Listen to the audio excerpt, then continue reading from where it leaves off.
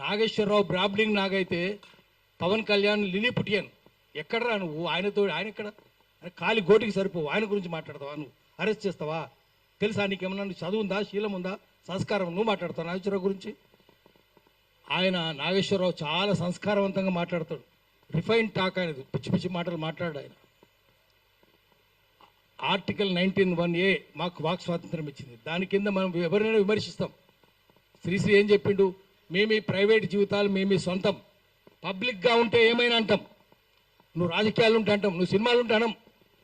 సినిమాలు ఉంటే నువ్వు ఎంతమందిని 5 పెళ్లి చేసుకున్నావు? నీ భార్య కూడా విదేశస్త్రాలే కదా.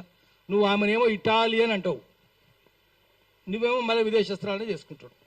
బీజేపీలు అదే కదా. మరి 5 పెళ్లి చేసుకుంటే సిగ్గు శరం ఉందా నీకు? నువ్వు మాట్లాడతావు ఆ సంస్కారం గురించి? నువ్వు రోజు ఒక పార్టీ మారుస్తావు. గద్దరుండగా గద్దర్ని ఎట్లా మోసం చేసిండు? చెగువేరా బొమ్మ పెట్టుకొని నేను కమ్యూనిస్ట్ అనేది చెప్పి గద్దరు నమ్మించి తీసుకొని పోయిండు, ఇంటికి తీసుకుపోయిండు, దండం పెట్టిండు, మొత్తం షర్టు ఎక్కడ చూసినా చెగువేరా బొమ్మలు. ఇప్పుడు ఎవరు బొమ్మలు పెట్టుకుంటుండు? రోజుకో పార్టీ. ఎక్కడ జిదర్ హరి ఉదర్ చరి, ఎక్కడ పచ్చకుంటే పసలు అక్కడ మేస్తాయి. నువ్వు పశువే కదా, ఎక్కడ ఏ కొమ్మ మీద పండు ఉంటే ఆ కొమ్మ మీద దూకుతాయి కోతులు. నువ్వు కోతివే కదా. నువ్వు చెప్తావా? రోజుకో పార్టీ మార్చుకోనివి, రంగులు మార్చుకోనివి నువ్వు చెప్తావా? ఇప్పుడు గద్దర్ గురించి చెప్తావు. గద్దర్ మోసం చేయలేడు, చెగువేరా బొమ్మలు పెట్టుకోలేవిడు. పెట్టుకొని ఇప్పుడు ఏం చేస్తున్నాడు? ఎన్టీ రామారావు బొమ్మలు పెట్టుకుంటున్నాడు, రోజుకో కథ పడుతున్నాడు, చంద్రబాబు బొమ్మలు పెట్టుకుంటున్నావు. మరి మనం ఏమనాలంటే మేము ఉన్నది ఉన్నట్టు చెప్తే 4 గంటలు జైలు నోళ్ళు తెరుస్తాయి, గుండ్రాలు విసురుతారు అన్నాడు.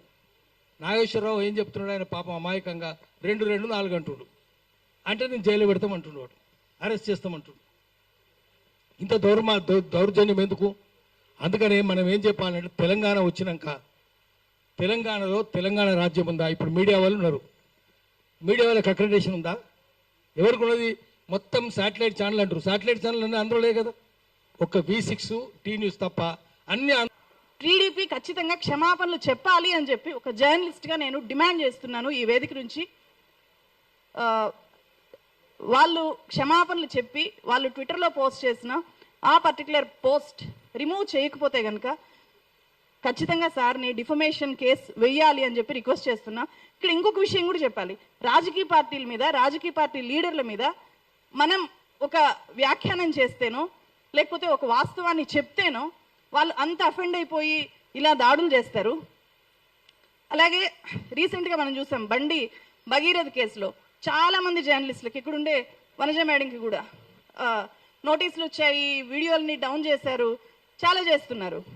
సో అంటే మీ దగ్గర పవర్ ఉంది కాబట్టి ఆ పవర్ని మీరు ఎలా అయినా యూజ్ చేయొచ్చు. మా దగ్గర పవర్ ఉండదు, మేము ఇండివిజువల్ వ్యక్తులం కాబట్టి మేము నిస్సహాయంగా ఉండిపోవాలా? మా డ్యూటీ మేము చేయకూడదా? ఆయన డ్యూటీ ఆయన చేశారు. సో మీ డ్యూటీ ఏంటో మీరు తెలుసుకోండి. మీరు చేయాల్సిన పని పక్కన పెట్టి అటాక్ చేయడమే డ్యూటీగా పెట్టుకోవడం ఏంటి? రాజమండ్రిలో పవన్ కళ్యాణ్ గారు మాట్లాడినప్పుడు కూడా ఆ మొత్తం అరగంట సేపు నాగేశ్వర్ గారి మీద మాట్లాడాల్సిన అవసరం ఉందా? ఒక రాష్ట్ర డిప్యూటీ సీఎంకి నాగేశ్వర్ గారి మీద మాట్లాడారు.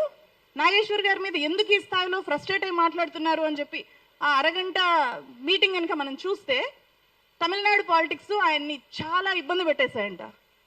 తమిళనాడు పాలిటిక్స్లో విజయ్ హాలోగ్రామ్స్ పెట్టుకొని, ఫొటోస్ పెట్టుకొని గెలిచేశారంట. అది ఎట్లా అనిపించిందంటే ఎలా నవ్వాలో కూడా అర్థం కావట్లేదు.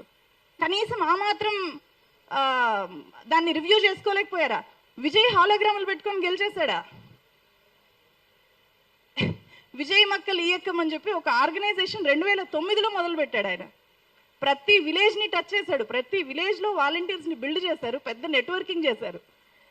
అసలు వాస్తవాల్ని పక్కన పెట్టేసి హాలోగ్రాములు పెట్టుకొని గెలిచేశాడు. నేను కూడా హాలోగ్రాములు పెట్టుకొని ఉండుంటే రోడ్ల మీదకి రాకుండా గెలిచిపోయేవాన్నేమో, ముఖ్యమంత్రి అయిపోయేవాన్నేమో అనే ఫ్రస్ట్రేషను కనిపించింది. దాన్ని కవర్ చేసుకోవడానికి, అంటే వాళ్ళ పార్టీలో వాళ్ళు కూడా అలా ఫీల్ అవుతున్నారంట. దాన్ని డైవర్ట్ చేయడానికి ఏమైనా ప్రొఫెసర్ నాగేశ్వర్ గారి ఇష్యూని వాళ్ళు ముందు పెట్టి వాళ్ళ విత్ ఇన్ ద పార్టీని ఒక యాక్టివేట్ చేయడానికి ఎప్పుడు ఒక్కొక్క మూమెంట్ కావాలి కదా. సో ప్రజా సమస్యల మీద మూమెంట్ చేయలేరు కాబట్టి ఇలాంటి ఒక ఇష్యూని ఏమైనా తీసుకున్నారేమో అని కూడా అనిపించింది. ప్రొఫెసర్ నాగేశ్వరరావు ఆంధ్ర పోలీసులను అక్కడి నుంచి పంపించానుగా. ప్రొఫెసర్ నాగేశ్వరరావు మీ దాంట్లో మాట్లాడుకుంటూ కొంతమంది చెప్పిండ్రు కదా, పోలీసు వాళ్ళు వచ్చిండ్రు అనుకుంటే మీరు ప్రాంతాల మధ్యలో రెచ్చగొడుతున్నారు కదా. బుద్ధున్నారా వెదవల్లారా? పోలీసు వాళ్ళు వచ్చినట్టు ఒక్క రుజువు చూపియండి రా. నేను తెలంగాణ బిడ్డనరా, నేను కట్టర్ తెలంగాణవాదిని, 100 కేసులైనని. మీ పైన ఏడైనారా? మీ ముండామో పిల్లారా, మీ పైన కేసులు ఏడైనాయిరా?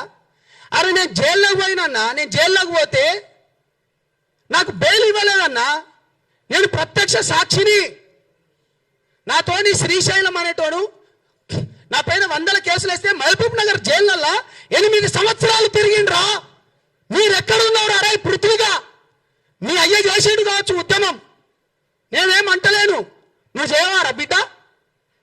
తెలుగుదేశం ఉద్యమంలో మీ అయ్యగారు చేస్తే మేము మలిదేశం ఉద్యమంలో మా పైన 100 కేసులు అయినాయిరా. సూట్ అండ్ సైట్ ఆర్డర్స్ వచ్చినాయిరా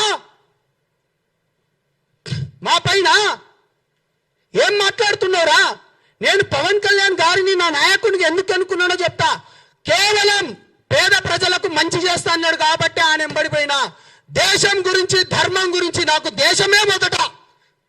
నేను ఒక లంబాడి బిడ్డగా చెప్తున్నా, సనాతన హైందవ ధర్మాన్ని మేము మొక్కినట్టు ఈ దేశంలో ఎవడు మొక్కడు. పవన్ కళ్యాణ్ నేను ఓపెన్గా చెప్తున్నా, మేము తీసేస్తాం. మాది దాన్ని ఏమంటారు మీరందరూ ఉస్మానియాలో మీరు బాగా చూస్తుంటారు, చరి అని చెప్పి మేము మొక్తాం. ధర్మం గురించి, దేశం గురించి పోరాడేటోని మీరు టార్గెట్ చేస్తారా? మీరు ఎవడొస్తాడో రండిరా అని చెప్పిండ్రు కదా. అరే నేను వచ్చిండ్రా, మేమందరం వచ్చినాంరా. తొక్కు తంబిడ్డ, ఇగో అక్కడ ఉన్నది ఇగో దళిత బిడ్డలే, ఇక్కడ ఉన్నది కూడా బీసీ బిడ్డలే, ఇగో ఇక్కడ కూడా నందగిరి సతీష్ అనే వ్యక్తి కూడా తెలంగాణ ఉద్యమంలో పనిచేసినోడే. మీరు ఒక్కరేనా అర పీకుడు గాళ్ళు మాట్లాడుతాండ్రు? నేను తులసి చంద్ గారి గురించి వస్తాను.